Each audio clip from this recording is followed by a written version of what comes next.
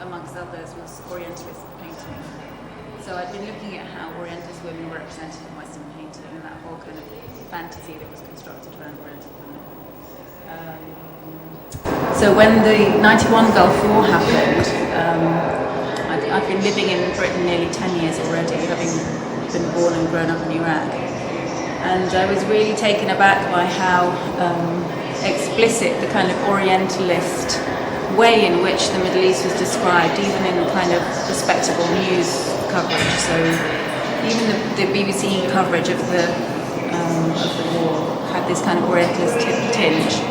And it wasn't necessarily related to the stuff that I'd been looking at before around women and women's bodies, but it was more generally about the Middle East and the landscape of the Middle East and the way in which the kind of Orientalist fantasy about the Middle East is that it's mainly a desert landscape. It's an unoccupied landscape. It's not populated by any particular communities. And even the fantasy of the Bedouin was that they were a kind of transitory population. So somehow this space was kind of available. And there was something about the way in which the imagery that came out from the first Gulf War was very striking, in that it was the first big war that the American forces had been involved with since Vietnam, and it was the first time in which they'd more consciously organised the way in which it was represented through the press. So the images we saw were very rarely on the ground, and you never saw a population occupying the space. But what you did get was this aerial, disconnected shot. So you might see an image from a fighter jet of maybe a single truck on a desert highway being struck by a precision missile. So somehow even the landscape that we got to see on the news from that footage was kind of depopulated. And photographically there was very little coming out until after the event was actually over. So the only thing we saw photographically was at the end of the war, when suddenly all these images in the press started to appear of the kind of broken country that Iraq had become. So you suddenly saw, you know, groups of, I mean, maybe if we move in here and sort of talk through.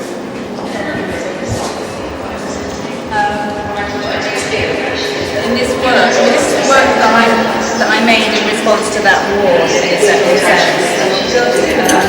So these images were all taken from the British press after the event was over. So once the war had been won, suddenly we saw the population that defeated and broken. And so it's Iraqi prisoners of war, there are children begging from American soldiers for food, Kurdish refugees fleeing over the mountains in the north.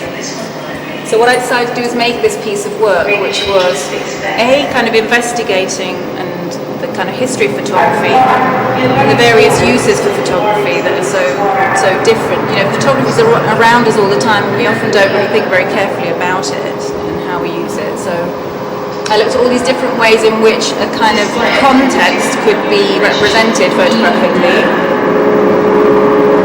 Because one of the things that was very striking about the first Gulf War was this kind of absence of a historic context within which the war was discussed. So even the recent history of the 20th century in the Middle East is very rare to discuss. The British and French involvement, the Mandate period, all of that kind of history that actually led to the conflict, one could argue, between Iraq and Kuwait, all kind of ignored in general. But then even the prehistory is kind of ignored. So the importance of Iraq as the ancient site of Mesopotamia and all of that was kind of also missing for me. So I went to the local library and picked out a book on the archaeology of Iraq, focused on Ur, which is one of the most famous archaeological sites, and then just re-photographed some of the images of the objects from that site. So some of which are very recognisable for Iraqis, most of which are totally unrecognisable for most Westerners.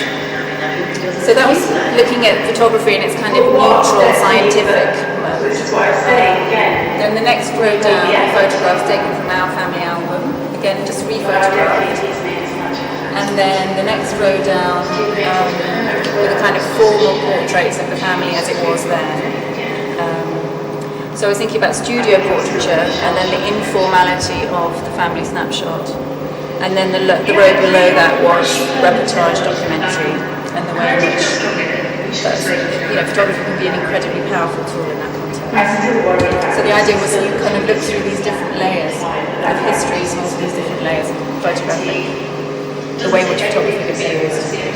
And then this motif of this family member, so this is myself and my three sisters and my mother, started to become a regular motif in the work. This is the first time that I'd photographed the family and actually used them in a piece of work.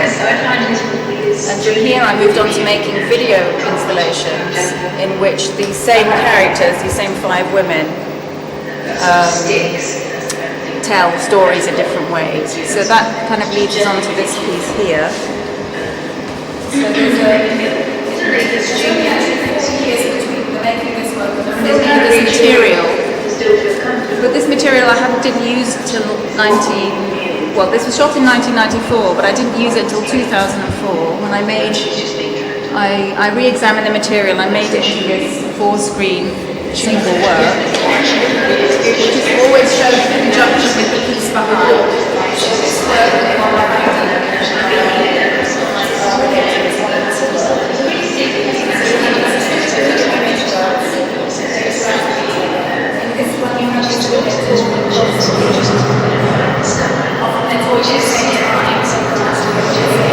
occasionally the sound clears out and you hear one of them talk and then the other, and you get a little bit of a sense of them talking about somebody who's absent. They're talking about relationships, they're talking about family relationships and complicated relationships. And it never really concludes, they just carry on chatting for about 10 minutes. And then in the background there's this image of this man wandering in the desert, and there's a soundtrack underneath that which is just this kind of monotone sound. And the idea is that when you're watching this work, if you're listening to the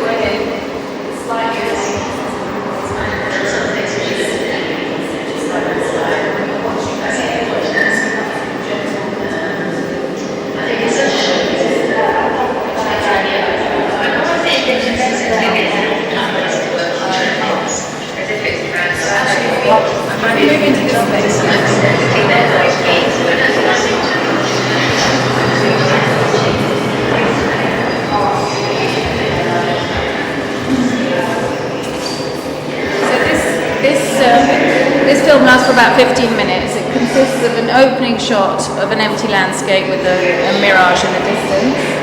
And then there are 7 short sequences that follow. Each exactly the same frame, the camera never moves. And in each we see this man who appears often from off-screen. He moves into the shot and he just wanders about. He never really does much more than smoke a cigarette, kick a stone. He's just kind of, he's contained within this space. He never comes close enough to the camera for us to be able to identify him or see him clearly. So he remains quite sort of enigmatic and distant. And one of the things I was trying to do with this work, again, going back to what I was saying about the landscape and the idea of the desert landscape, is to try to occupy that space. And this work was made in 2004, so this was just a year after the Second Iraq War. What I also wanted to try and deal with was this idea of not only the space being occupied, but somehow the person who's occupying it he's kind of trapped within the space. So, and also the vastness of the idea of the vastness of the desert to be kind of reduced to this single frame is something I wanted to try and do, so to try and contain it within the frame. Actually, what happens over the period of the work requires a bit of patience, is that the sun gradually sets. So one of the main event of the film is that this man's shadow increases to the extent that by the final frame it fills the screen.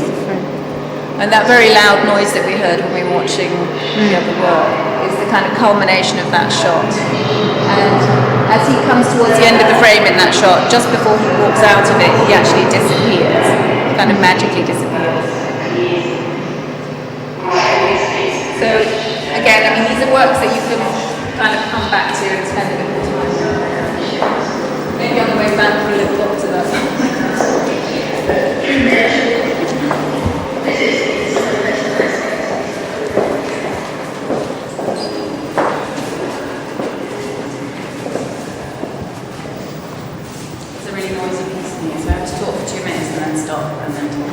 So these photographs here were made at the same time in 2004 as the man in the desert. And actually this is kind of the beginning of me thinking about making work that was actually taking that perspective. I was describing the perspective of the spy satellite or the drone or the pilot or the person who's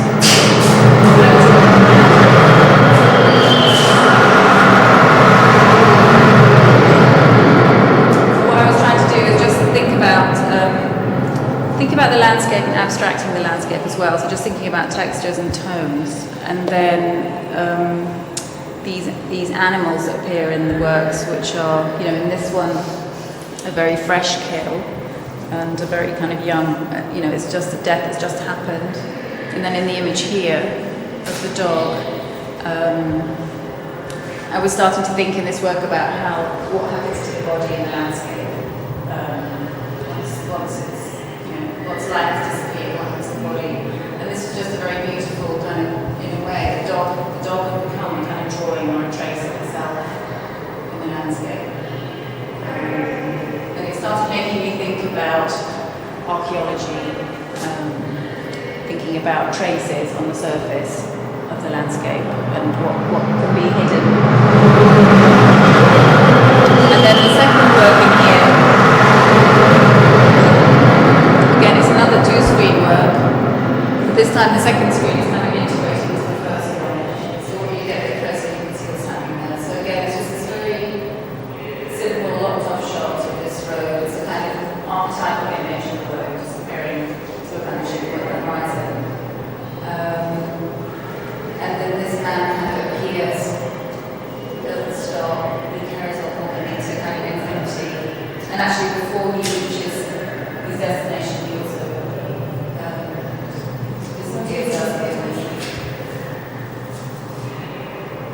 so obviously these kind of trips in post-production now are available digitally, but actually what I was referencing, and something that I'm thinking about even in the most recent work, is the story of Méliès, the early film pioneer, the French film pioneer, who discovered completely by accident that he could make people disappear out of the landscape.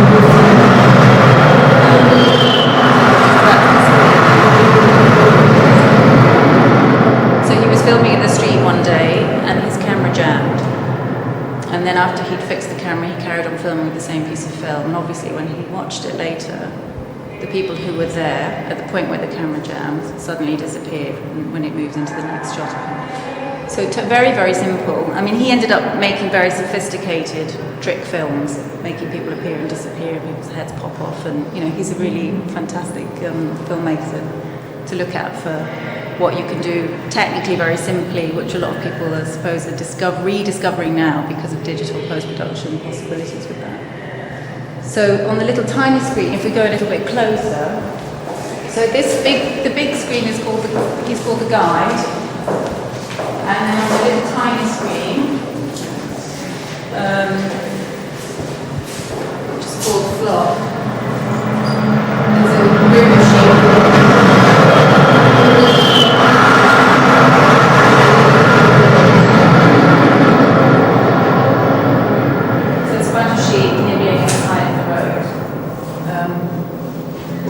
We think this is the road here, and then after a while the traffic passes right in front of us. So I wanted this idyllic image of the flock of sheep to be violently disrupted.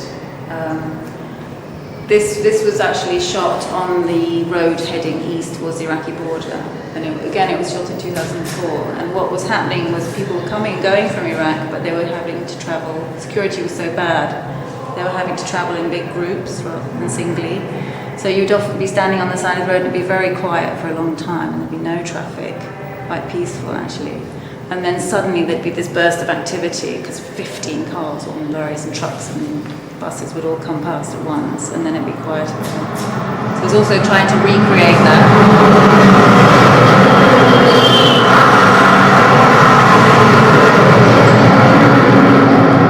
Certainly in the Christian tradition, there's this biblical narrative about the flock, the flock being lost, the shepherd losing his flock, and it was a kind of a metaphor for people,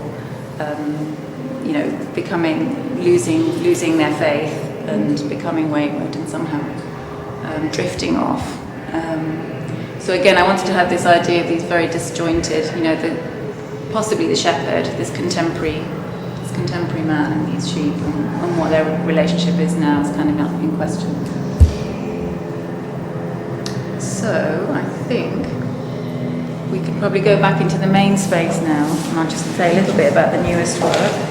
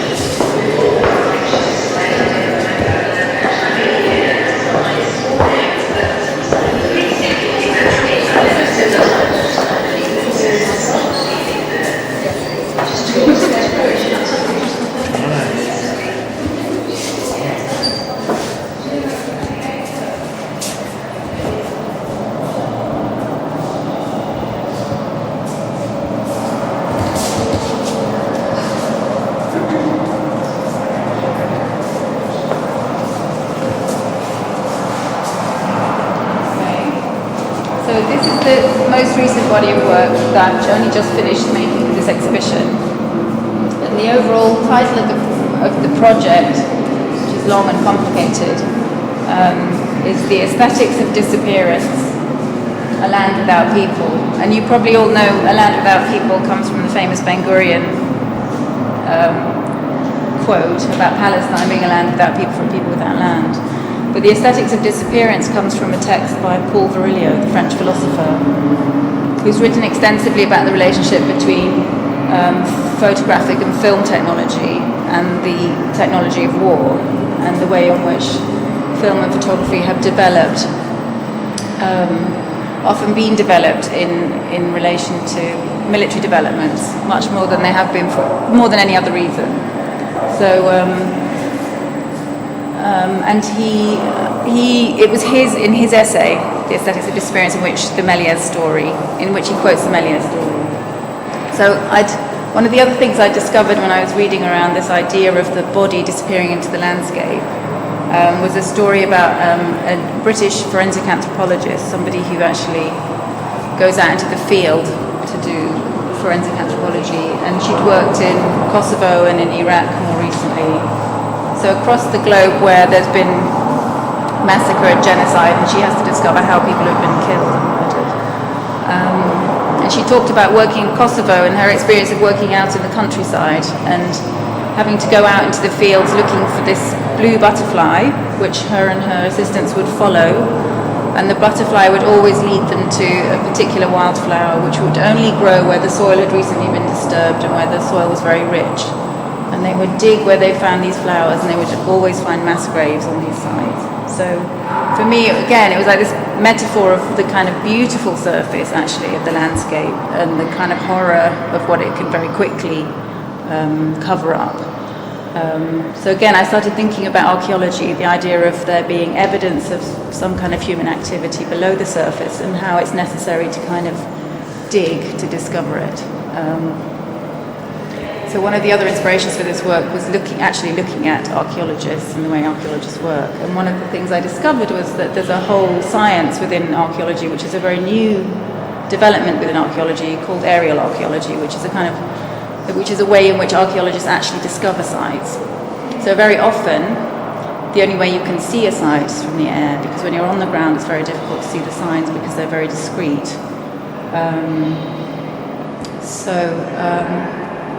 So I decided to try and actually film a photograph from the air.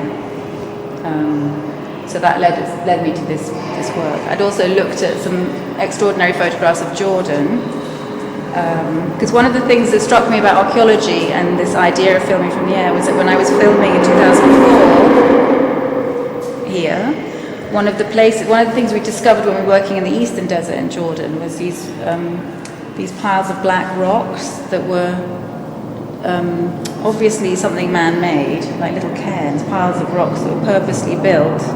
And often you would see them going in very, very straight, discrete lines for miles on end. So it was obvious there was some kind of structure in the ground, but you couldn't quite see it, and you couldn't understand what it was. And then I discovered a book that actually Jananne has here in the library, which is by two English archaeologists, but they're aerial photographs of archaeological sites in Jordan. And one of the things that they photographed in the eastern desert, where we've been filming on the ground, were these extraordinary structures that they call kites, which are sort of dry stone wall structures. And they start off like on a big, like there's two walls that come together to a very tight point, and then there's a kind of flower shape at the end.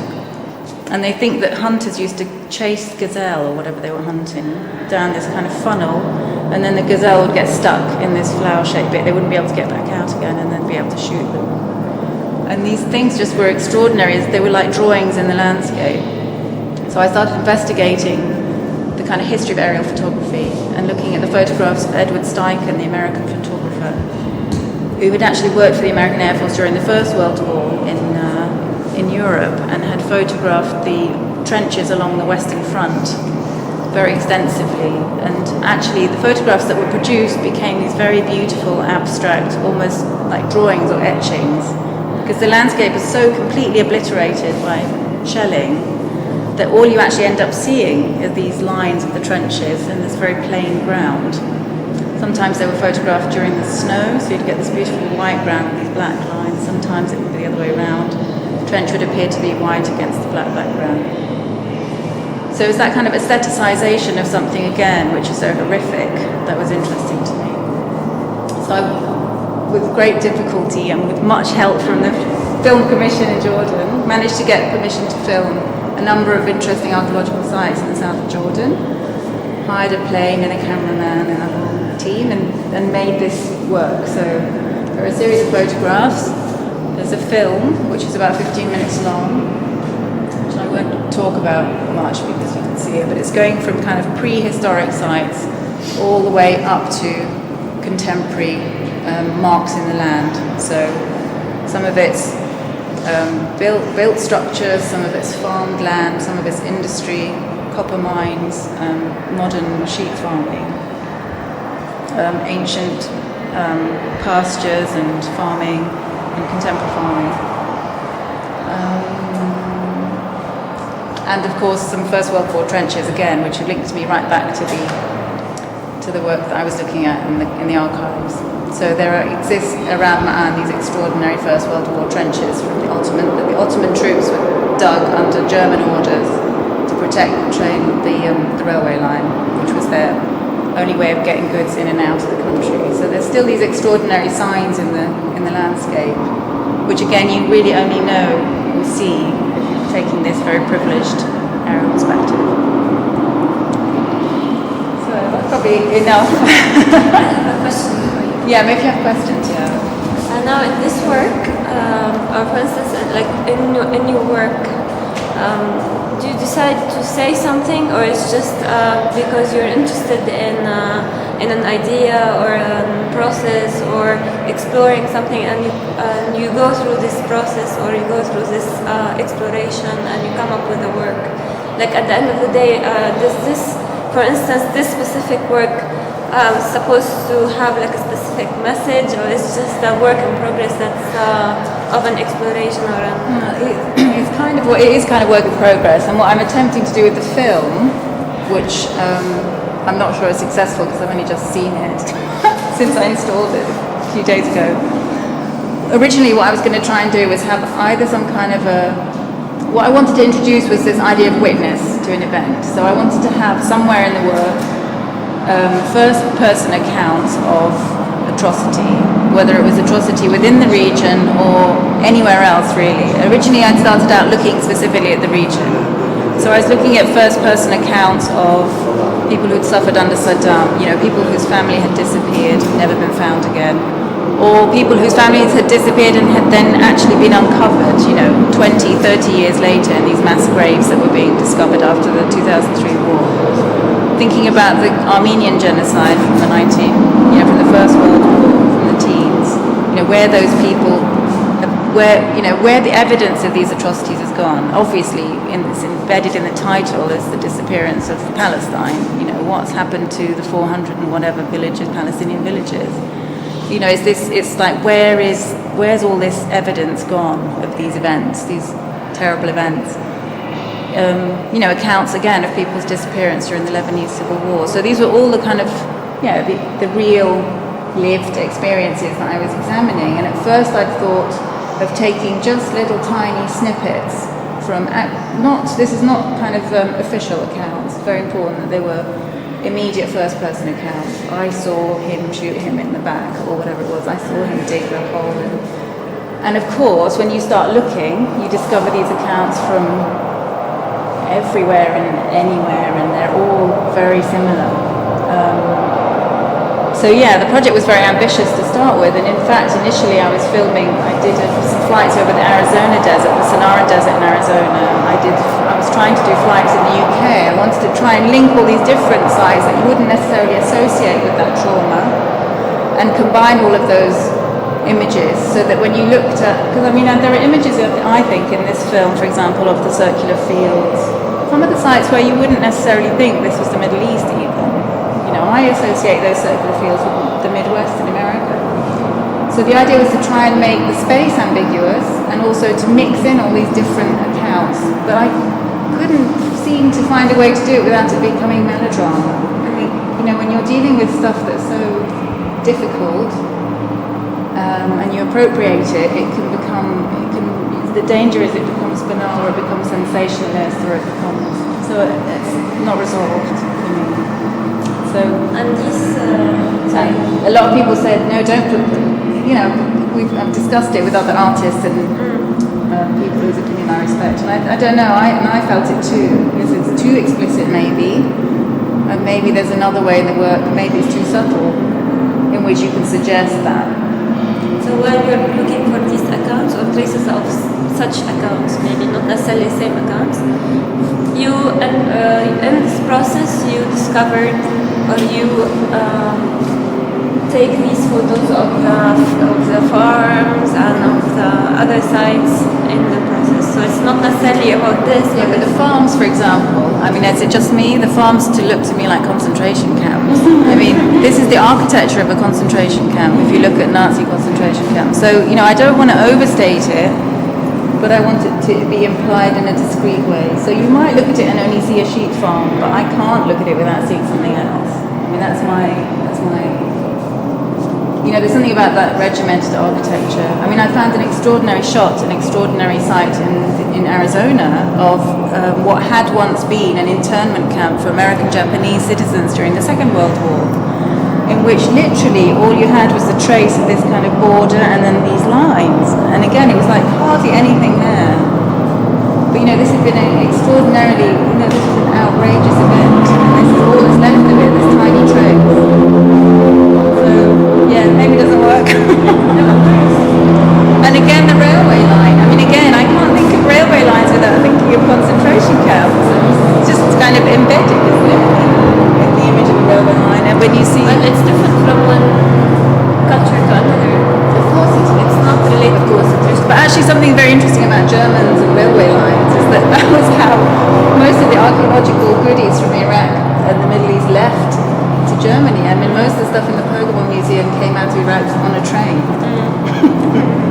So again, I quite like those stories too. And that's going back to the link with archaeology itself as well. You know, the importance of these sites and these objects, these desirable objects. You know, it's gone through the history of Iraq, hasn't it? This looting of these riches. And then, you know, something like that. You know, it's kind of on the one hand, it's a bit like the images of the trench sites described in the first one. On the one hand, it's very aestheticized, beautiful image, but when you look closer, it's like, what are they? They must be trenches, what else would they be? So, you know, why would a trench system like that be still dark now?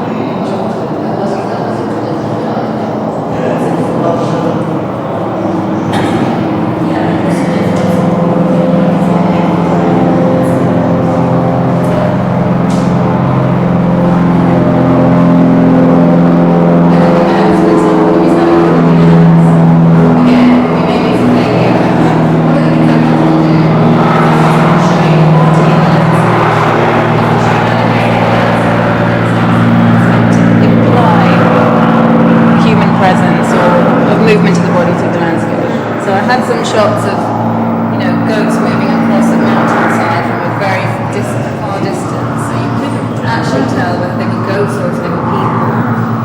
Or, that's why we included the ants. So when we were filming in the south in February, it was actually very difficult because of the process, the way we were filming, to do that. I couldn't actually find herds of goats where I wanted them.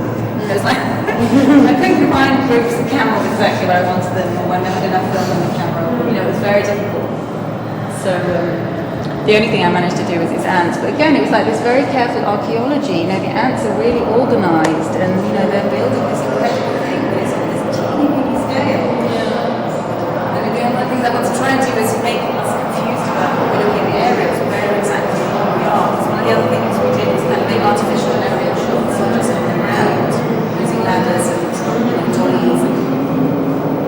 They weren't wholly successful, but again, it's something I think we need to develop, because combining those two very different perspectives, the kind of macro and micro, is something that I'm interested in. And I think this is very interesting because it's the scale and the proportion and the perspective also. Like if you don't see the ants, you might as well think that this is another image of these. But then when you see the ants, it's different. And then the whole kingdom of ants below the surface of Earth, it's also uncovering what's there. I think it's not a failure at all doing this. Thank you, Anna.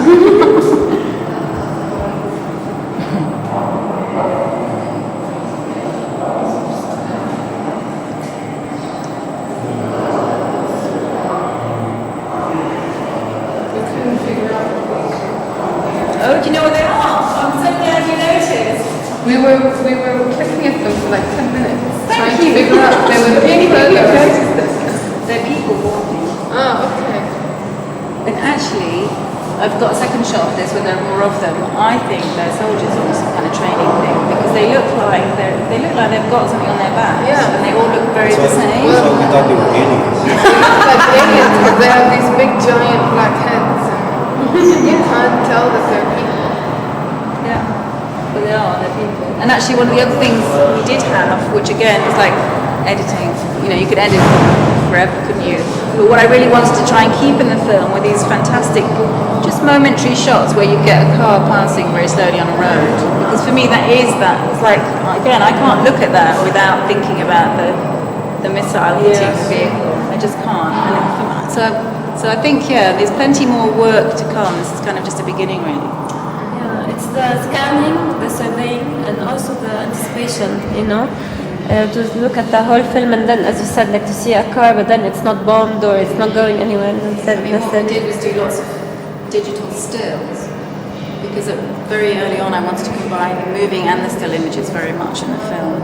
And what we were going to be able to do, which we started experimenting with the stills, was to be flying over a site, and then we do a kind of dissolve into the still of the site, and then you can literally zoom into like a tiny stone, because we're shooting on like a 50 megapixel medium format camera. But the problem was, because we're shooting on Super 16, when you did that, the film starts to look like cotton wool. It's like really soft and fuzzy, and then the stills are like pin sharp. So it was like, without a lot more work, either softening the stills or, I don't know. So it didn't work wholly. It doesn't have to be one film. No, it isn't. It isn't. It's like for a me, this is series like of the works. beginning of a body of work. Yes, exactly. And this is really the first manifestation. Exactly. Yeah. Right? And it's so great to be able to make a film like this in the Middle East, isn't it fantastic? And that it works. It works. There's the support to show it, there's the support to make it. I just think it's fantastic. So thanks to all of you, Dara Entrepreneur and the Film Commission and Ayla Aviation, who are just the most amazing team. And it's like, But you're the stubborn artist who decided to want to make it despite all these. By the way, is it true that it's the first time a civilian aircraft has had permission to film moving image in Jordan? Because you can probably tell them. Well, yeah, As opposed to military. They normally use. Normally Yes. military helicopters. I've never. It's the first time. Yeah. Yes, see, broken record. Broken record. You should put that on. Maybe that's why it took some time to get the permit. Absolutely, because it's like we're unregulated. They trust us. Are you sure, or is it in the history of RFC this is the first time? Yes. Yeah, maybe it is. Because You mean it could have happened unofficially? Not even, yeah. and not necessarily unofficially because maybe it happened in the 60s. Or when they I would say if there's a chance that Maybe it doesn't have any aerials in it. yeah, if there's a No, chance I've that watched someone used another other than military, it would definitely not been in the 60s. Yeah, Like that's something all the 70s. 70s طيب. I'm sure. So we have to do a bit of research before we make any claims. But it's an achievement. Thank you all for your help. Okay. Thank you so much for coming. Thank you very much. So how long is the work being displayed for? Oh, it comes back in some time. So we can spread the word. Yeah, we do. It'd be really interesting to see what people think. Yeah. From different disciplines too. I mean, somebody came from American archaeology or something or other the other night. I'm very excited. Yeah. And you know, the archaeologist whose book I used to find the sites, who I met with in London, was very helpful. One of the archaeologists who wrote the book. They came the weekend. I can't remember, on Saturday. They just happened to be in Jordan doing some of their photographing with the army. So they've seen the show. Yeah, so it's kind of nice. Different people see. Maybe we'll tell the Department of Antiquity people to come and have a look. Yes. I'm sure they love it. They'd love it. Yeah. And how long are you staying in town for? Tomorrow morning. Oh. I've been here for a while, it's really especially. Okay. I'll also talk to the colonels who actually help us in the Air Force. Yeah. Because we phoned so many people, didn't we? Yeah. I could tell every time we phoned him, it's like maybe every 10 minutes of every day that we were here. I could hear him going, "Hi, Jananne." So patient. So patient. Oh, Lord. I would have just pretended I hadn't heard the phone or something.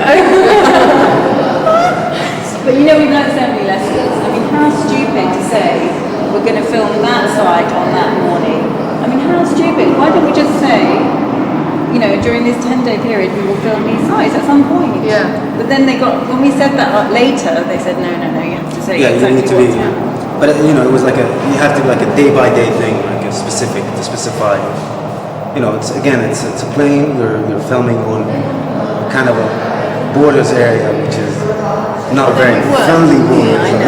I mean, we were sensitive. Yeah, so- And we actually didn't go anywhere near it in the end. But it went well, I think. But I'm curious now, why did you say that it can't be a civilian airplane if it was in the 60s? Because it was more restricted at the time. I mean, more strict on not using a civilian plane. Not like now. Well, there was If a you lot think more about it. happening politically Yeah. as well. Well, there was a lot more happening politically as well, especially. I know, but definitely it's something very ordinary that would have been taking place at the time. الراجل كان مشهور تعرف دائما كثير ناس عن شريعة لأن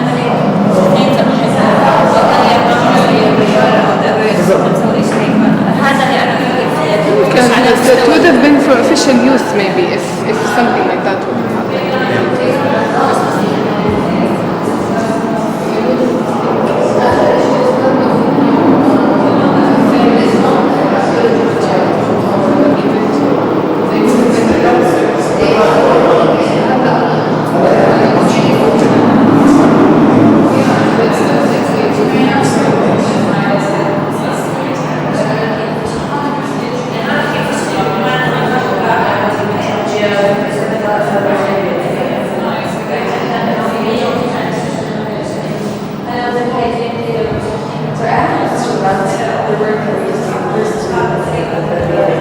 You mentioned that you filmed with the smaller frames.